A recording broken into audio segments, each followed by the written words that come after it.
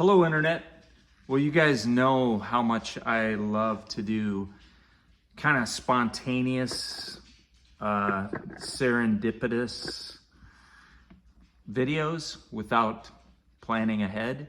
And a lot of times I will kind of come up with a certain theme or a title that I want to attach to the video, but I don't work it out in my head. I just hit record and start talking. So if you like that, then you'll be happy. If you don't like that, then you can, hit stop and move on to something else. Anyway, I have just been thinking lately about a topic that may make some people nervous, and that is the topic of life expectancy. When you have cancer, very quickly, right away, basically, the whole issue of life expectancy comes into focus. And whether your healthcare provider, oncologist, whatever doctor tells you, or whether you figure it out yourself by your own research, it's not long before most people can come up with a general idea of what the statistics say as far as life expectancy according to their diagnosis. I think I've talked about this before, way back in the beginning when I started to do this channel, and that's now been almost 2 years ago when I did my first video, which was, I believe, in July of 2023. But I'll tell you again, in case you haven't seen that video or haven't been exposed to that information.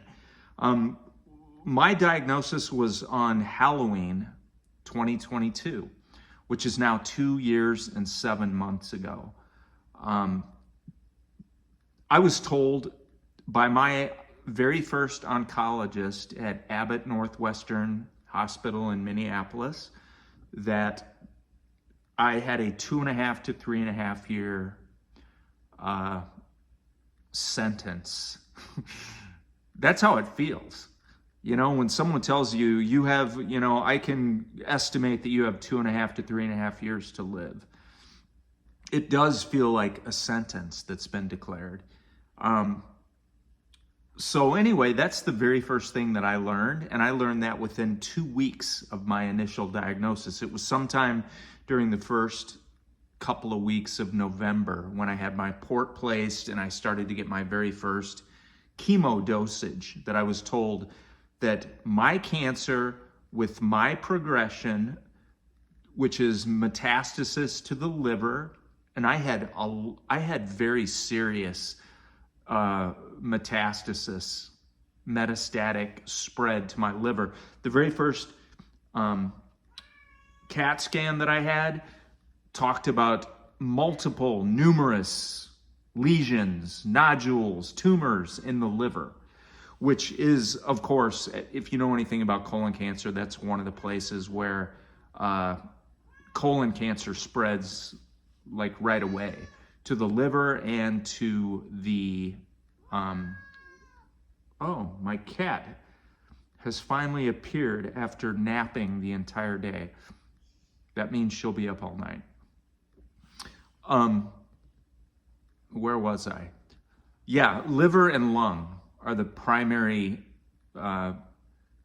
places of metastatic spread for colon cancer. And I didn't have anything in my lung initially, but my liver was just covered, like numerous tumors. And, fortunately, it's a very long story if I go piece by piece. But for those of you who haven't seen past videos, I had a liver resection in April of 2023, which was about 1.5 years into my diagnosis or my cancer journey. And they removed 67%, basically 2/3 of my liver. And they got most, actually, let me back up a little bit. I had a lot of aggressive chemotherapy up until that point, which had shrunk so many of those. I've always responded very well to chemotherapy, and I'm so grateful for that. But even that very first hit of chemotherapy, which lasted, for the first few months after my initial diagnosis, the tumors in my liver responded very well and shrunk and shriveled. And so when I had my liver resection in April of 2023 and they took out 2/3 of my liver, most of the cancer had been removed. However, when you are stage 4, again, I feel like I'm repeating a lot of things I've talked about earlier, but stage 4 means that the cat is out of the bag. And I've used that cliche so many times. That means that cancer cells are circulating. They are in your bloodstream. They are in your lymph system. They are moving around your body. Therefore, cancer cells can coalesce and form nodes and nodules and lesions and tumors and masses anywhere they want. That's what stage 4 is. It's out of the bag and it's circulating around your body. So the point is, even though they were successful with my liver resection, I have had like whack-a-mole going on ever since.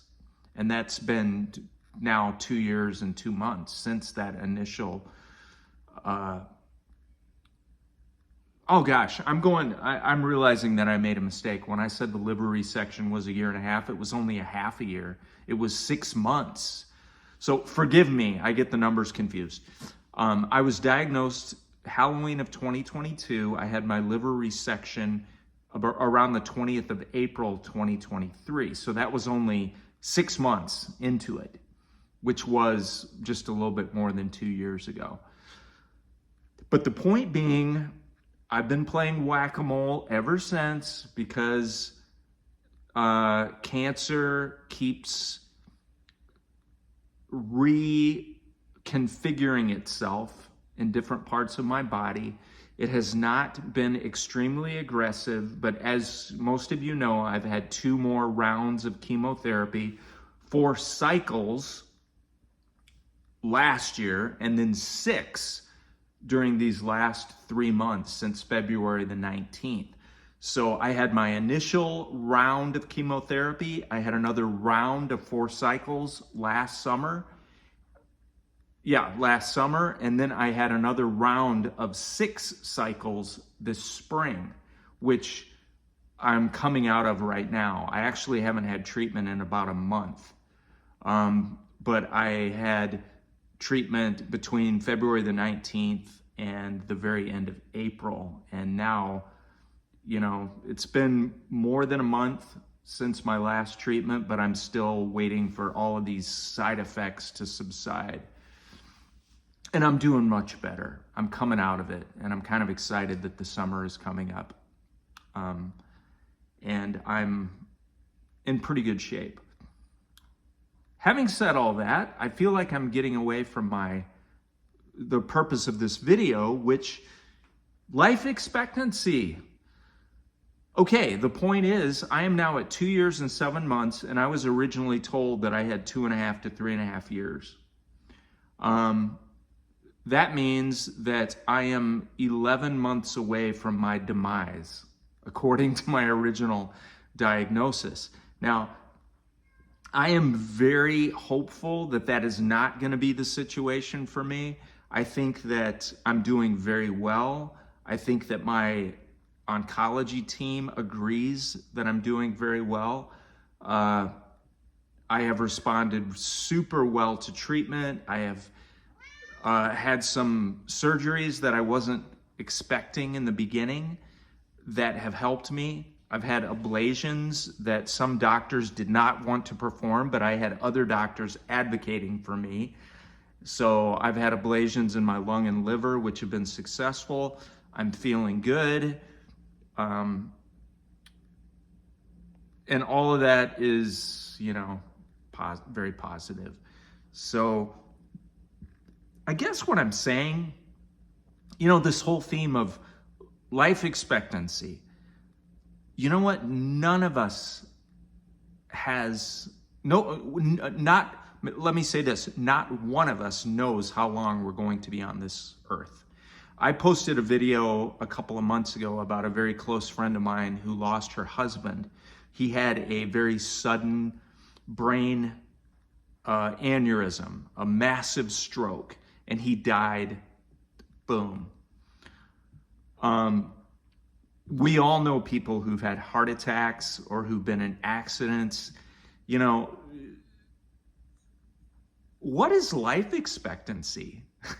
If you have a weak heart, if you've had heart conditions and your echocardiograms don't look good, and you're told that you are in heart failure, that can go on for months and years. Cancer, more and more, is becoming a chronic condition. It is not an acute situation where you are diagnosed and then you die in a matter of weeks or months. Yes, that does happen to people with extremely advanced cancer. But more and more, cancer survivors go on for 2 and 4 and 6 and 8 and 10 years. We all have elderly parents. We all know people with chronic diseases of various kinds. We know people on hospice. Isn't it interesting? Hospice technically is supposed to be a 6-month deal, but a lot of people, maybe I shouldn't say a lot, but many people on hospice live for a year or 2, maybe even more than that.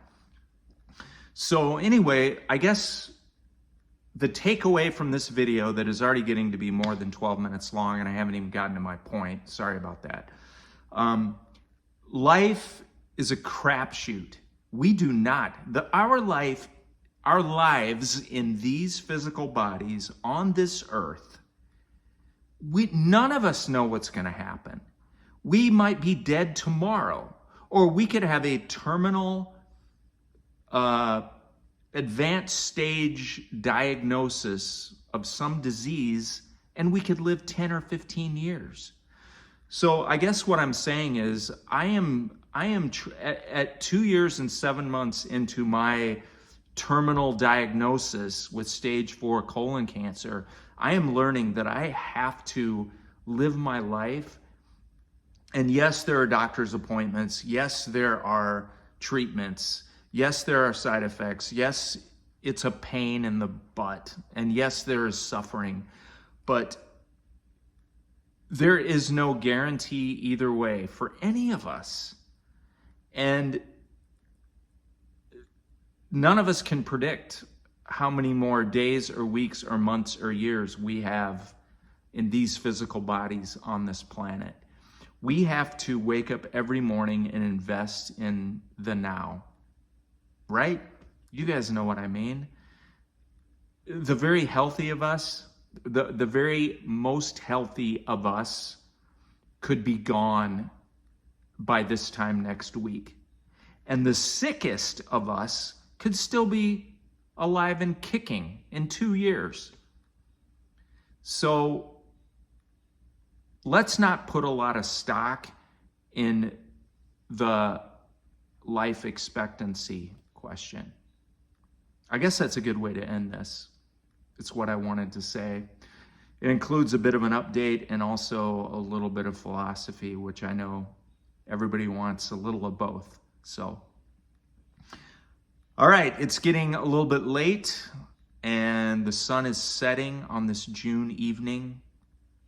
And I want to thank you guys for checking in and for being there and for listening. And love to you all. Bye-bye.